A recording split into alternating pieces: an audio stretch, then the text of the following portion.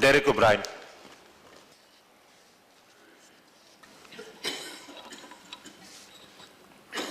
Sir, 17 years is a long, long time in the life of, I suppose, all of us here in Rajya Sabha, who may have met a friend 17 years ago, or the friend may not be here today.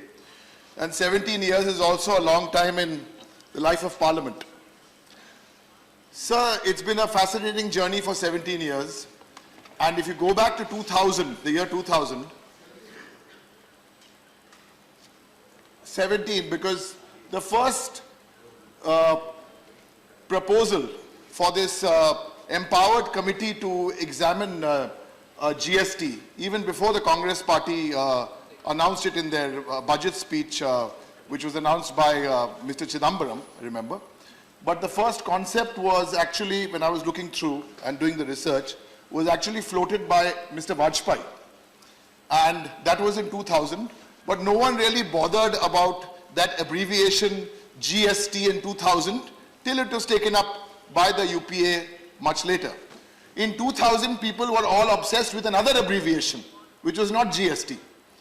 It was actually KBC, Kaun Banega Crorepati, because that was the year of Kaun Banega Crorepati, and an international format was taken, which was a very well accepted and a very successful international format, and it was brought to India and given it an Indian feel by the great Amitabh Bachchan and Siddharth Basu, and they created a winning show.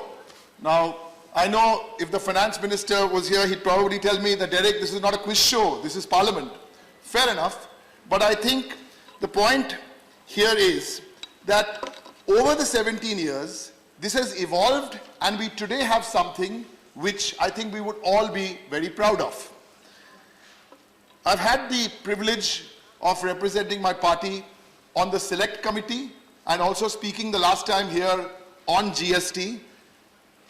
So I will get to the economics of it, but since everyone before me has felt a little shy to talk about the politics of it, let me indulge, because I'm sitting, I wouldn't like to say in the middle, but we are sitting in this arc, and this arc is a nice place to see what is happening this side and what is happening this side.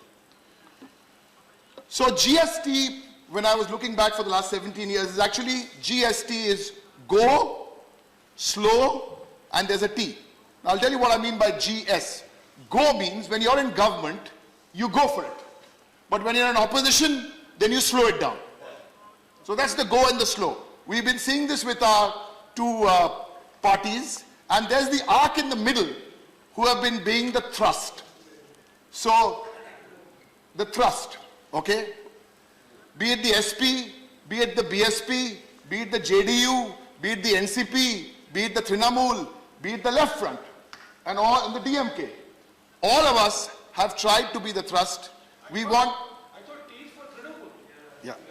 See, you see, Jairam, we are not predictable. Okay. So I think today is not to take credit for who did it, but I think everyone got together and we've got this together. But I think I'm going to talk a little later about the economics of it, and let's begin with the politics of GST. So let's go back to the 13th Finance Commission, the former ex-chairman, Dr. Vijay Kelkar, when the Parliamentary Standing Committee on Finance had a meeting. I have two quotes here from the state of Gujarat. This was 2012. From the state of Gujarat. Quote, while the loss of revenue, now this is 2012 Gujarat. While the loss of revenue is expected due to removal of cascading effect, unacceptable revenue losses would arise on account of the inability to achieve revenue neutral rates, the loss of CST revenues, and the suboptimal collections from the service sector. This is Gujarat 2012. Let's go to another state, Madhya Pradesh. This is Parliamentary Standing Committee on Finance. And I think this is a good day to record all this. So when everyone wants to take the credit, then we all know who was where when. Madhya Pradesh. Fiscal health of the states is likely to deteriorate because of the substantial tax revenue loss.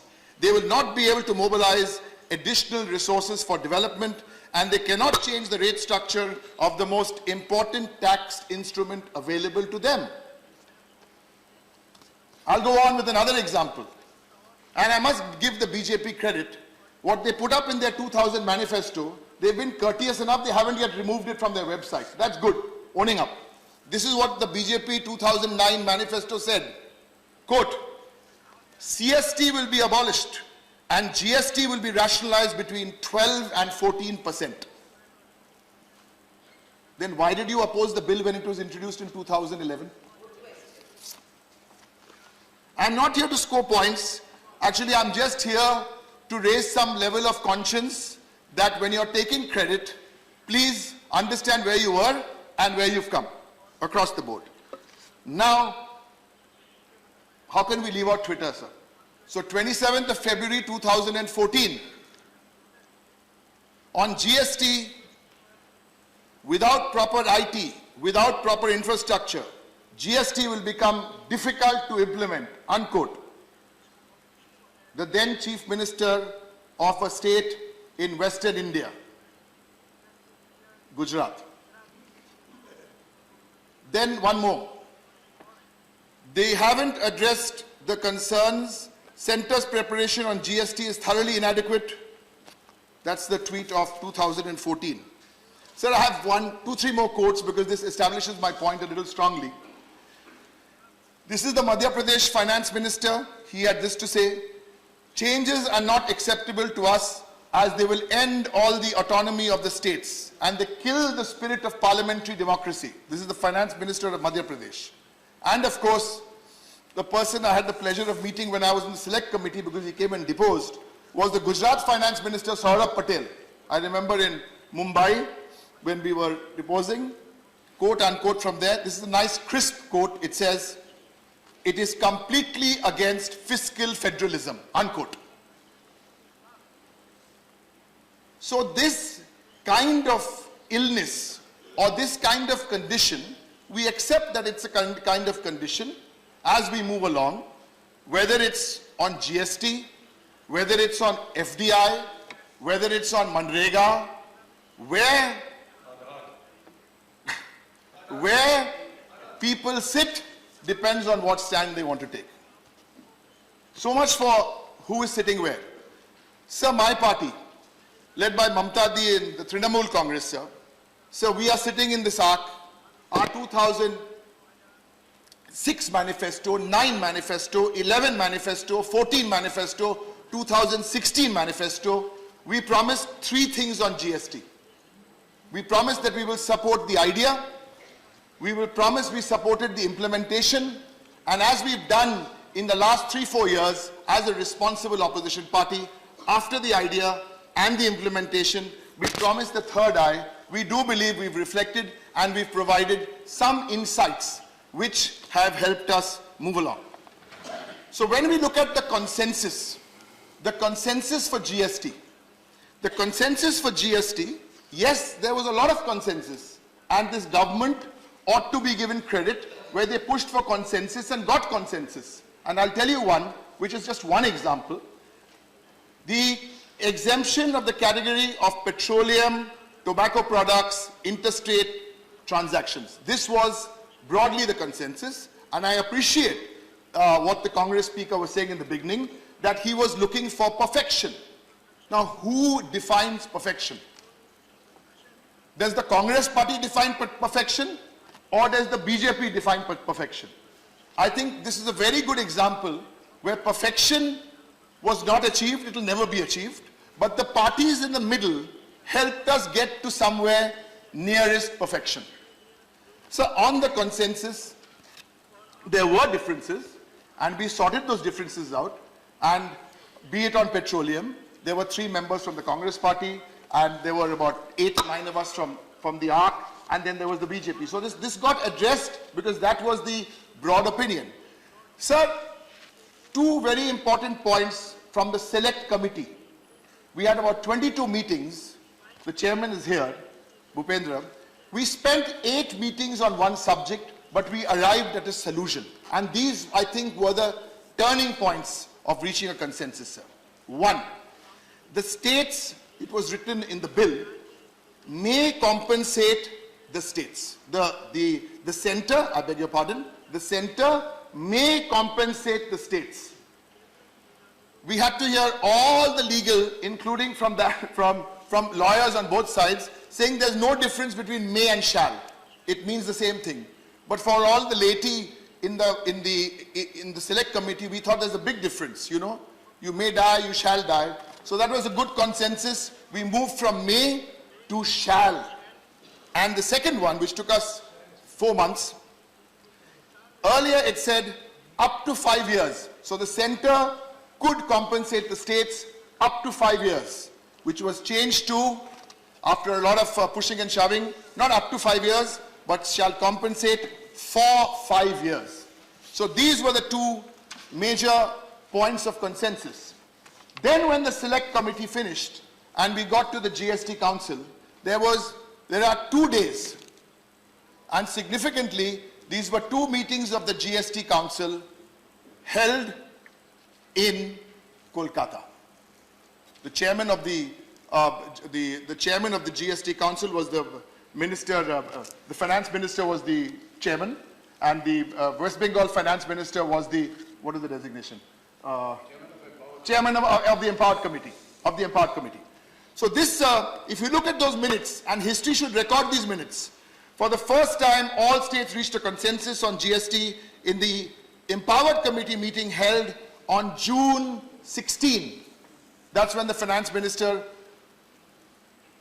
made that statement, that we've actually got to a consensus. So that was a historic meeting, sir. Sir, there were other issues, and I want to dwell a little on the empowered committee, because the empowered committee, because this is also about giving credit where it's due.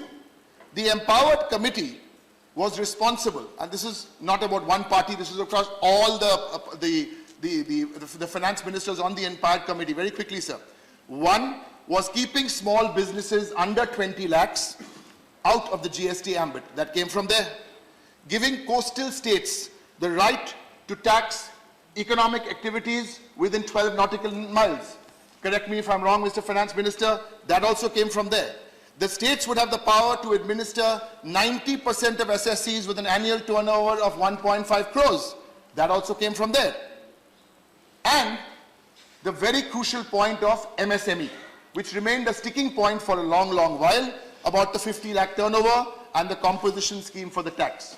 So there was a lot of work which happened there, and I would be failing in my duty here, speaking here in Parliament, and not acknowledging beyond the politics the tremendous effort made by the empowered committee. And I'm so proud that my colleague, Dr. Amit Mitra, was the chairman of that committee.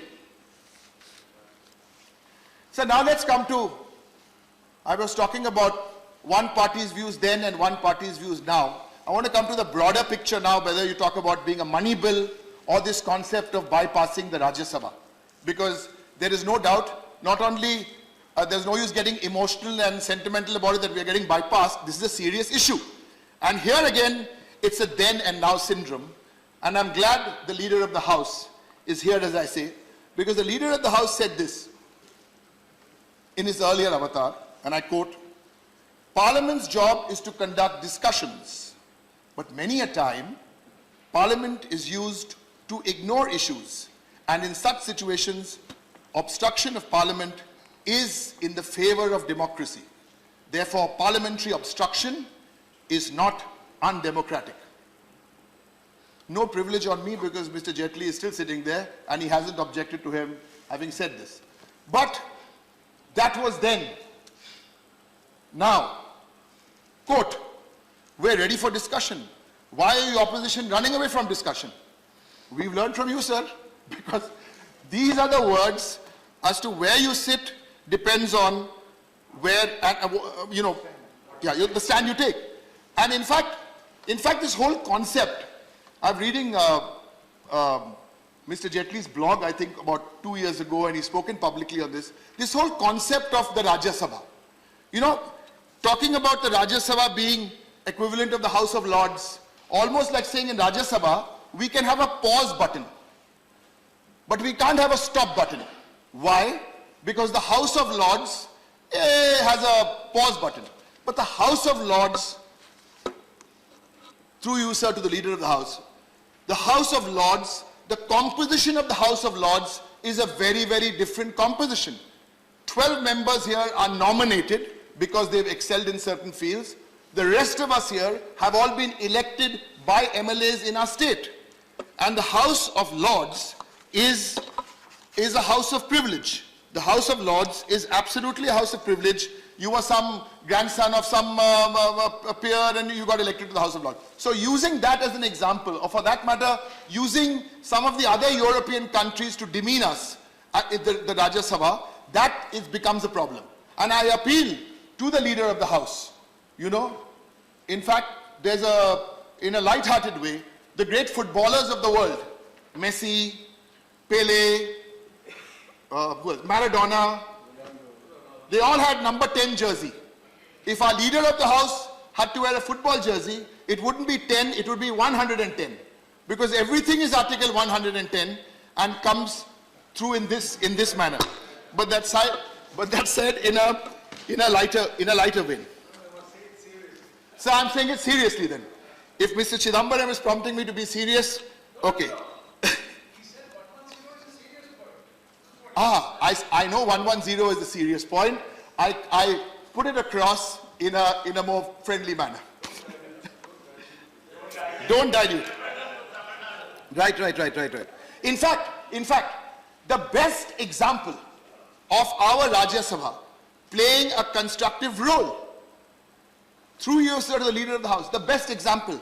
Where was this GST bill without the Rajya Sabha? Where was this GST bill? If nobody else should convince, at least the chairman of the select committee, the very articulate, very composed and very balanced Bhupendra should convince his other party members. What was the role of the GST? How did we work so hard? For me, this is my first term as a parliamentarian, and this has been my most wonderful experience for the last 5 years, being on the select committee. And as I come to the end of my term in another few weeks, I think I felt of learning so much. So the best example of this is that. Now the next you'll tell me is GST Council. Now the GST Council is very nice. It is represented in a federal way. We appreciate that. And the composition is very, very nice. Now, as much as we say that we are all behind this bill, we want this to happen on July 1, and of course it will happen on July 1. We have one issue with one of those amendments. So I'll come back to that. I want to come back and stick with my point to the Rajya Sabha because we've done a lot of talking on the politics of the GST. I want to talk a little about the economics of the GST also. Sir, one little statistic about the Rajya Sabha, sir.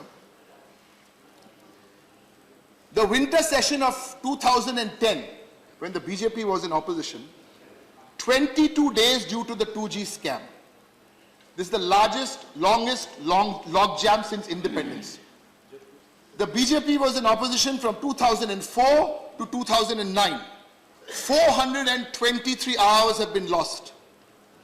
This is the record in legislative history. So when the BJP starts giving us sermons and lectures on being a responsible opposition, you know, that is very, very difficult to digest. So I've told you about the select committee.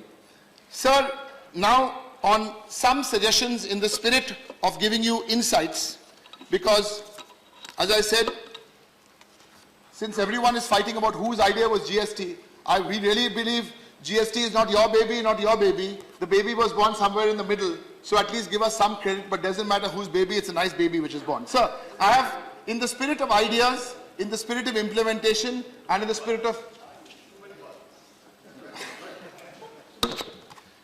Yeah. Too many fathers maybe, but the mother is sitting in the middle. Okay, so we have some practical suggestions or insights, if I may. So the first one is if a dealer, these are quick little suggestions which can be implemented or perhaps been taken care of in the rules. If a dealer sells an air conditioner and also provides installation, now he's paying GST up as per the structure. The dealer is paying 28% to the air conditioner or to the product and 18% to the installation. to the service. So this makes it very interesting or enticing for the dealer to switch more